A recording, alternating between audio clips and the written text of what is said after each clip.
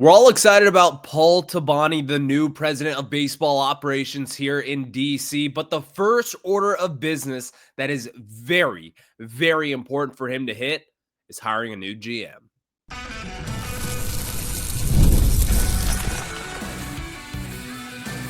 You are Locked On Nationals, your daily Washington Nationals podcast, part of the Locked On Podcast Network, your team every day. And thank you all for making Locked On Nationals your first listen every single day, as we are free and available wherever you get your podcasts. And yes, I am your host, Ryan Clary, your Nationals insider here on the Locked On Nationals podcast. We are part of the Locked On Nationals, Locked On Podcast Network, where it's your team every single day. And later on in today's show, we'll have a discussion on the final weekend of the Washington Nationals in 2025, but also more importantly, this is the final weekend of Bob Carpenter. I've got something that I kind of just want to talk about with him later on in the show today. And in the second segment, what gets me most excited about Paul Toboni? We'll have that discussion for you and also some potential names of what could be coming up down the pipe. So stay tuned for later on in the show today. But we start off discussing the first order of business for Paul Toboni, and what that is making sure that you get the GM hire not just right, but you better hit a home run. Today's episode is brought to you by FanDuel, and right now new customers can bet just $5, and if your first bet wins, you'll get $300 in bonus bets to use across the app. Download the app today. So Paul Toboni has to get this GM hire correctly, and before we kind of jump into the weeds of this, Paul Toboni is going to be your president of baseball operations. Everything as far as the baseball sides go, it doesn't matter what bats that are provided by the Nationals. Like everything that has to do with baseball will run through Paul Toboni. And right now, the first order of business in my mind is hiring that general manager. Getting the GM position right is so crucial for Toboni. Right now, there's been a lot of speculation surrounding Mike DeBartolo, the Nationals' interim GM, and some people within the organization, according to Barry's Faluga, is saying that there's hope in the org that they keep DeBartolo as a general manager. I believe that DeBartolo would be a great hire for the Nationals GM. As we discussed yesterday, Bonnie would really need to help him kind of navigate this ownership group is someone who has been in those meetings before, is someone who has met with Mark Lerner, with all the other siblings involved within the Lerner family, someone who understands try to navigate those muddied waters, because that's what they are at this point. And with Toboni, maybe he's taking this job thinking that the Lerner family, they are going to go all in. Maybe he's under the precedent that they actually have the money to spend on analytics and different data and different machines out there that, quite frankly, the Nationals have not had for years. But also to kind of have those conversations, you kind of have to know your way around the building. You have to know your way around with the family. I think Mike DeBartolo, or even if it's an assistant GM of Mark Shalaba, maybe, that would probably help Toboni do his job and do his job a little bit better, just to kind of know the ins and outs of where the Nationals should be and how they should get to kind of running this operation here. Right now, the Nationals and Toboni, more in particular, has to get this hire correctly. You have to go out there and figure out who is the best available option for this team moving forward. To just kind of give you a description of what the GM should look like under a president of baseball ops, you are covering the day-to-day operations of baseball. And obviously, Toboni, the 35-year-old boy genius here, he's going to have a lot to say in what goes on in the future, just kind of interests of the Nationals. He is going to have the final decision to make on anything baseball operations-wise. But the GM kind of follows it more closely. Who's in the lineup that day?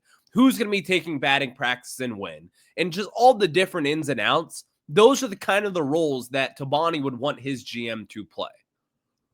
So if having a Mike DeBartolo type in the building, someone who's already familiar with the Washington Nationals and with all their different players out there, As far as I know, DeBartolo has been heavily involved with the minor league players and a lot of these prospects as well. As we saw, I think DeBartolo is a pretty solid GM hire, in my opinion.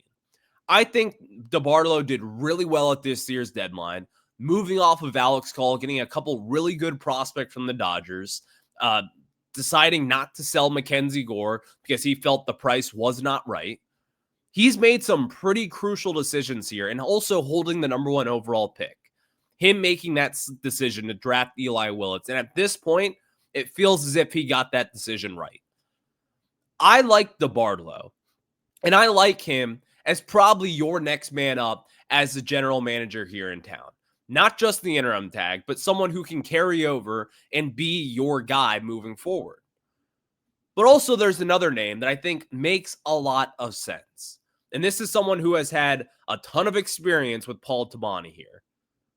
That's Devin Pearson, the director of amateur scouting from the Boston Red Sox. And oh, by the way, Paul Toboni played baseball at Cal. His final season was in 2012. At least that's what the stats say. But Devin Pearson also played baseball at Cal, his freshman season being in 2013. I'm assuming there was some crossover there at California. Let's assume that for a second. And not only that, Devin Pearson worked under Toboni. That would be a pretty dang good hire. And just kind of reading the tea leaves here, Toboni was the assistant GM who oversaw amateur scouting here. Devin Pearson is the director of amateur scouting. Those guys obviously worked super close together. And over the years with the Red Sox, has there been a better draft and develop team? I would say no. You have got stars all over the Red Sox organization at this point. The development that you have seen from all these different guys from the Red Sox have just completely taken off. Roman Anthony, Marcelo Mayer. You see guys, the phone booth was what they call him. I forgot to say his last name here, but you all get the point. I think Pearson would be a tremendous hire for the Washington Nationals. Number 1, he is a young guy. I like those young guys. I like someone who could build a career here and stay here for hopefully years to come. Number 2, he is relatable to these players. He has played the game at a high level. I believe he was actually even played in the College World Series with the University of Cal Berkeley back in the day. This would be probably the second best hire that the Nationals could make. And sure, there are other names out there, like the assistant GM with the Guardians. There's a couple of other guys out there as well who could kind of fit this mold to be the Nationals general manager moving forward. But for right now, I've got 2 names in mind. Number 1, Mike DeBartolo. And number 2, Devin Pearson. I honestly lean towards Devin Pearson between those 2 guys. I really like Mike DeBartolo. I think Mike DeBartolo will be a GM. If it's not here, I think he will be elsewhere. Maybe not this offseason, but probably the next one after this. But Devin Pearson just kind of feels like that sexy name that a lot of people are kind of seeking around baseball. It would be a pretty big jump director of amateur scouting with the Red Sox into the GM role here in DC, or maybe even elsewhere.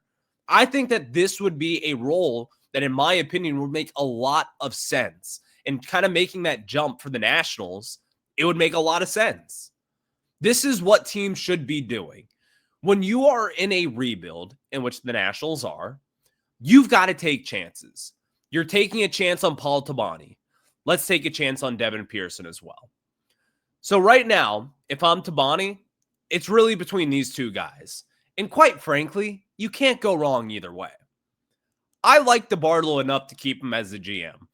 I think he's got a lot of great qualities. I think he's an awesome guy to work with, by the way. I've only heard great things about him. I've met him a handful of times.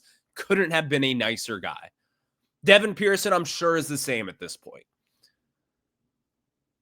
But does DeBartolo give you that upper hand, knowing the ins and outs of this organization, being here since 2012? He's an analytical thinker. He has a background with numbers and finance and all those different things. I believe he has an Ivy League degree out there as well. I think that both these options right now would be great for the Washington Nationals moving forward. But as of right now, I lean towards getting that new voice in the building. And that new voice would be Devin Pearson for me. But if it's Mike DeBartolo, sign me up for it. I trust Paul Toboni to make the correct decision. And right now, on the front of his mind, it has to be getting this GM decision correct. Having that running mate as someone who, number one, you trust, and number two, just has to make great day-to-day operation decisions. This is going to be a crucial hire for Toboni, and he simply cannot make a big swing and miss on this. You've got to hit a home run. Thank you all for making Locked On Nationals your first listen every single day, as we are free and available wherever you get your podcasts. Next, let's talk about this. What gets me most excited about the Washington Nationals hiring Paul Toboni, and also what is to come after that? We'll discuss that after this. And yes, guys, you have probably heard of Viagra or Cialis, and maybe you've even tried them. But if you're looking for something beyond the usual pill, it's time to meet Rugiet Go Long. That's exactly where Rugiet's Go Long comes in. This isn't just another ED pill. It's a total game changer for confidence. And Go Long combines 2 doctor-trusted medications in one dual-action formula so you can get hard and go the distance. The effects can last up to 36 hours, and that's confidence all day, all night, and even into the next day. So the process is simple. Connect with a board-certified doctor 100% online, and if prescribed, your treatment shipped discreetly right to your door. So ready to level up your confidence in the bedroom? Head to rugiet.com and use promo code LOCKEDONMLB for 15% off your first order. That's rugiet.com, promo code LOCKEDONMLB. Make sure to use our promo code and know that we have sent you there.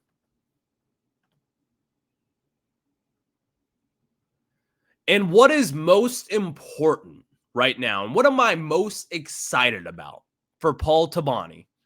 Well, first off, thank you guys for making Locked On Nationals your first listen every single day. Catch us out wherever you get your podcasts. Just look up Locked On Nationals there. But what gets me most excited about with Paul Toboni is it feels like a clean slate for the Nationals. It feels as if we have finally hit that restart button. When you fire Dave Martinez and Mike Rizzo, the guys who have been here, who have won a World Series here, who are legends of this area, it kind of got old over the years. It got old hearing bumpy roads lead to beautiful places. It got old hearing, hey, let's go 1-0 today. It got old of the same mantra every single season. But right now, it feels as if the Nationals are starting off completely new. And quite frankly, as a fan, I haven't had this since pre-Mike Rizzo. When he was hired back in, 2009 to take over the GM role here in town? That's how long it has been. And so having this fresh start feels completely new. If you're a Nationals fan right now, you should have hope. You should have complete hope for a total turnaround with this team. It's not going to happen overnight. I don't think your expectations are expecting that at this point. But you should feel good about the trajectory of this franchise with Paul Toboni. I believe that the Nationals made the best hire getting him out there. I have said that over and over again these past 48 hours. And right now, I feel as if we're kind of like the Detroit Tigers. I think back to 2 years ago, when people were talking about the Detroit Tigers have been rebuilding for nearly a decade, and this seems to be like a dead rebuild that they're going to have to completely restart. Well, they hired a new president and they hired a new GM. Fast forward last season, they made a postseason push. And now, while they are trying everything they can to not make a postseason push right now, they actually finally won last night against the Guardians, which was a pretty big win for them. But it now finally feels as if that the Tigers have completely turned that corner, and you are seeing one of the best farm systems in all of baseball with the Tigers now, with 2 top 10 prospects in baseball with Max Clark and Kevin McGonigal, who, in my opinion, is the number 2 prospect in baseball, whichever site you check. This is kind of what it feels like with the Nationals. It feels as if that we're not going to have a postseason push next season, but it feels as if maybe in 2 years, I have the hope of, hey, maybe Eli Willits flies through the minor leagues and maybe the Nationals hit a home run with the 10th overall pick in this year's draft class. Maybe the Nationals have a couple of surprise prospects. Maybe CJ Abrams turns to an MVP caliber talent. This is now the opportunity that the Nationals have in front of them. And it has opened up the fact that maybe the Nationals aren't that bad. And maybe we do have a little bit more talent than what we have thought. Maybe he sees Luis Garcia Jr. as someone who has to make a little tweak to his swing, and all of a sudden he has an 810 OPS and he's batting 300 and he's solid defensively over at second base. Maybe you have to see a tweak with CJ Abrams' routine, and that maybe makes him to be a better shortstop defensively. Maybe you see Dalen Lyle as a better first base option, or maybe you see Robert Hassel as someone who can move over to first base. You've got a lot of endless possibilities. And some of those were obviously wishful thinking here, but that's kind of what it's like. And it's fair to ask those questions because you look at the Tigers, Spencer Torkelson, the number 1 overall pick for the Tigers a couple of years ago in 2020. He was supposed to be a slam dunk, great prospect. Completely fell flat his first 2 seasons. Last year, you saw him break out a little bit. And this season, he has been awesome for the Detroit Tigers offensively. A new president and GM structure who brings in analytics and who brings in their own ways and new philosophies. Number one, it makes the players buy into it. They want a fresh start. And Mackenzie Gore, we talked about this last week extensively, but he was the one who said it all starts at the top, and it does. So having this new kind of culture here in town, this leads us to believe that maybe this rebuild might get back on the right tracks. And in my opinion, that makes me most excited about having this move. But also helping to get that back on the right tracks is hiring the correct manager. We've talked about the general manager, but I want to talk about the manager because I think that the Nationals have an opportunity here to really go outside the box. And I think with Paul Toboni, the Nationals kind of went outside the box here, hiring an assistant GM to then take the president of baseball ops here in town as just 35 years old. The Nationals have an opportunity to do that with their manager as well. And as we have seen, the Nationals have always kind of been a cookie cutter kind of organization where you hire Matt Williams, who is supposed to be the next big thing. He won manager of the year, then you fire him after 2015. Then you bring in Dusty Baker to help the culture. He certainly helped the culture, but he never got you over that hump. And then you go with Davey Martinez, who year one, people wanted him fired. For the first 2 months of 2019, we all wanted him fired. And then he wins a World Series trophy, and the rest is history. But you have an opportunity to go out and kind of think outside the box here and hire someone who maybe others aren't thinking about. And my number one guy that, hear me out for a second, you might see pop up, and I would not be surprised, is Mark DeRosa. Mark DeRosa from MLB Network, I believe that this would be a very fun hire, number one. But number two, I think it could kind of have that Aaron Boone effect with the Yankees. And before people clown on Aaron Boone, I think Aaron Boone's actually a good manager, and we'll discuss about him later on. Don't you worry. But right now, Mark DeRosa is actually going to be running Team USA during the World Baseball Classic this spring. So number one, if he's going to do that, then he actually will not be able to coach this year for Team USA. He'll actually have to come to DC because obviously all of that is going to be happening this winter.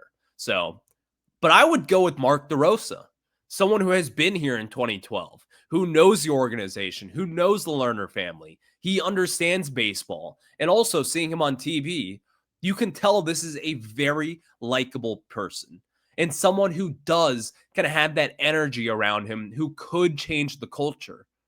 Mark DeRosa would be a very, very outside the box hire. And a lot of people would kind of sit there wondering, why would you do this? But Mark DeRosa has very close ties with the Nationals. He's tight with Ryan Zimmerman. He's the one who talks about them. And as we have seen on MLB Network, being a former big leaguer as well, we have all seen he's got a ton of knowledge out there. He is someone who I believe would be very coachable and someone that you can actually kind of sit down with CJ Abrams and say, hey, this is what you're doing wrong with your swing. Why don't you correct it this way? That would be a huge hire, in my opinion, because I think right now what the Nationals need most of all with all these new changes is a new culture. And I think DeRosa would be a great hire to really bring that out for the Washington Nationals. So that is my outside the box answer. But I do have one more name that I do want to discuss real quick. I'll tell you about that name after I tell you about this. The NFL season is here, and FanDuel is making sure that you are ready for kickoff with a can't-miss offer. Right now, new customers can bet just $5, and if your bet wins, you'll get $300 in bonus bets to use across the app. And I love using FanDuel because it fits however you like to bet. Player props, building a same-game parlay, or even jumping in live as the action unfolds. It makes every game more exciting, whether you're watching your team or just keeping an eye on your fantasy lineup. It's quick, easy, and the best way to add a little more energy to your Sunday football slate. So are you ready to play? Download the FanDuel app now by visiting FanDuel.com to get started. Again, download the FanDuel app now by visiting FanDuel.com and get started. That is FanDuel.com to place your first $5 bet. Again, download America's #1 sportsbook. That is FanDuel.com. And thank you all for making Locked On Nationals your first listen every single day, as we are free and available wherever you get your podcasts. And as we mentioned here, I do have another kind of outside the box name. And number one, it would be Matt LaCroix. Matt LaCroix is the AAA Rochester Red Wings coach, and I've met him down in spring training. He is one of the better guys as far as building a culture goes. He, in my opinion, probably should have gotten the interim job here in DC because number one, I think he has a legit shot at being a major league manager. And number two is I think Matt LaCroix would kind of help pick up the spirits around here. It was we've seen it. We've watched the Nationals in the second half. It's been an utter mess.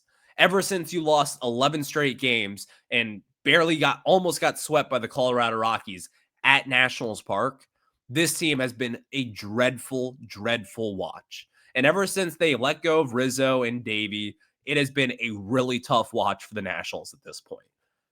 I think Matt LaCroix, for at least the next 2 seasons, could number one, help establish a culture. But number two, maybe be a pretty good manager. He's got a long track record of success down in the minor leagues. And a lot of these guys down in AAA rave about Matt LaCroix. So I think it was kind of a missed opportunity for the Nationals not hiring him as the interim manager. But maybe, just maybe, they have an idea of maybe he's going to be the guy moving forward.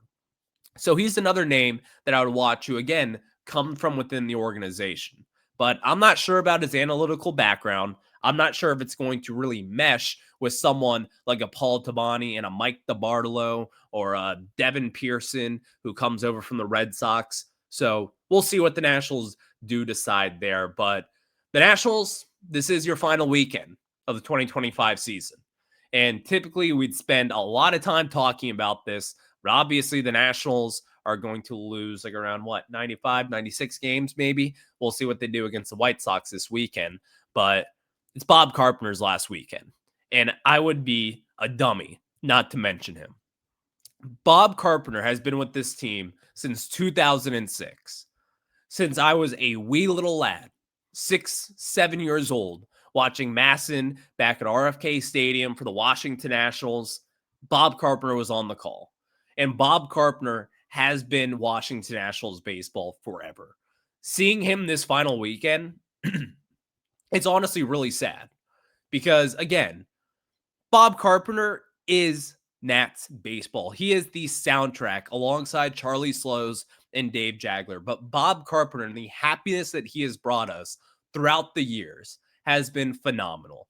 I think about the 2010 Steven Strasburg debut. Incredible call. The 2019 World Series run. Obviously, he was not given the calls there, but I think back to that New York Mets game when you're down 7 runs in the 9th inning and Kurt Suzuki and the incredible Kurt Suzuki call. And of course, his tagline, the see you later, when there's a ball that gets hit over the fence. Bob Carpenter is a special broadcaster. And in my opinion, in an area of which that is quite frankly lacked over the years around baseball, he brought a lot of energy during his prime. And Bob Carpenter was awesome to listen to because you knew exactly what you were going to get from him. You knew exactly what kind of call that he would have. The tagline of see you later. It's infamous in Nationals baseball. And of course, they're going to honor him this weekend, but I had to honor him today. So we're not going to preview these weekends because it's a final series. Mackenzie Gore would be starting on Sunday, but he's on the IL. But I need to talk about Bob Carpenter and what he means to the Nationals organization. Whoever takes this role moving forward, whether it's hopefully someone from outside the organization currently, they're going to have some pretty big shoes to fill. Because Bob Carpenter is a legend of Washington, D.C., and one of the soundtracks of Major League Baseball for the last 40-some-odd years. I love Bob Carpenter. He will always be a Nationals legend to me, and I think hopefully someday his name will be up in the Ring of Fame because I certainly think that he deserves an honor like that. Again, being the guy for the Washington Nationals on their TV play-by-play crew since 2006. It has almost been 20 years now of Bob Carpenter with the Washington Nationals. He has been there every step of the way. He was an Iron Man at one point in time with the Nationals. And the things that he has done, and thinking back to what FP Santangelo and him were like, those were the good days. Those were a lot of fun. And again, a lot of Nationals wins that he called, a lot of legendary moments. The Jordan Zimmerman no-hitter, the first of the Washington Nationals history. A couple of Max Scherzer's no-hitters. Steven Strasburg's debut. I think back to when the Nationals clinched the NL East back in 2012 and 2014 and 2016 and 2017 and 2019 when the Nationals clinched a wild card spot and eventually went on to win the World Series. Bob Carpenter has been there every step of the way, and his voice is going to be missed deeply by not just Nationals fans, but baseball fans around the country, because people know Bob Carpenter as someone who was once a national baseball broadcaster, not just here for the Nats, but a national one on ESPN that you can see. And he's certainly a legend, and the Washington Nationals are going to miss him dearly moving forward. So love Bob Carpenter. If you see him this weekend, say goodbye to him. He is a Nationals legend through and through. So thank you all for making Locked On Nats your first weekend. The Nationals do take on the White Sox tonight. You will not want to miss that action. It is the final series of the year. And again, a lot is happening here. But let's start talking about the 2025 offseason next week and also breaking down some of what went wrong and what went right for the 2025 Washington Nationals. I'll have all of that and more on Monday's show. So stay tuned. Enjoy the last weekend of baseball. Go Nats. And thanks to Bob Carpenter. See you later.